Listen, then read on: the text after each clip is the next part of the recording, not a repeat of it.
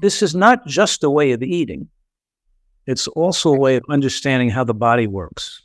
And what most physicians, or almost all physicians, including alternative practitioners and naturopaths and osteopaths and chiropractors and pretty much almost healing people, are looking for remedies, drugs, natural substances, or things you can take to make you feel better, instead of recognizing that feeling worse is often the fatigue, or the symptom is the body's efforts to to remove toxins and get yourself well.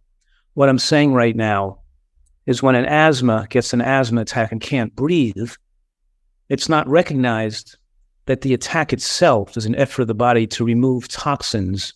And the mucus production is a way the body removes metabolic and exogenous waste products. In other words, as you build up more wastes, the lungs become an organ of elimination that could become inflamed.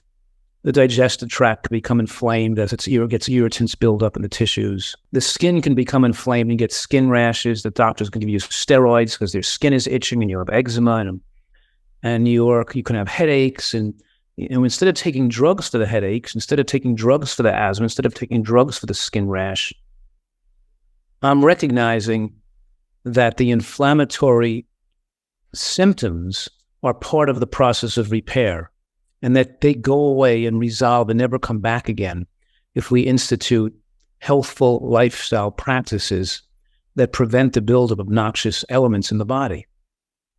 So what I'm saying, it's a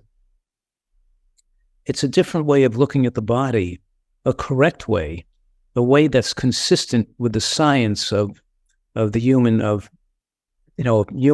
biology and human physiology, is that the body eliminates and removes noxious agents in an attempt to restore normalcy to its tissues. And your body always wants to heal if given the optimal environment for healing. The body doesn't want to be sick. It doesn't want to develop headaches and skin rashes and asthma and psoriasis and multiple sclerosis. But if we incur enough stresses in the body, particularly toxic stresses, then we get damage that expresses itself in disease. And the problem is that how the way the medical profession evolved over the last 100 years was looking for medicinal substances to suppress symptoms and make people feel better, instead of dealing with the cause of the disease to begin with. And this is a unique way. We're not just learning about nutrition, we're learning a unique way of seeing the body. That means that when we establish optimal nutrition and removal of cause, then the body has the ability to heal itself through its innate self-reparative mechanisms. And the body is a miraculous self-healing machine if given this optimal environment to heal itself.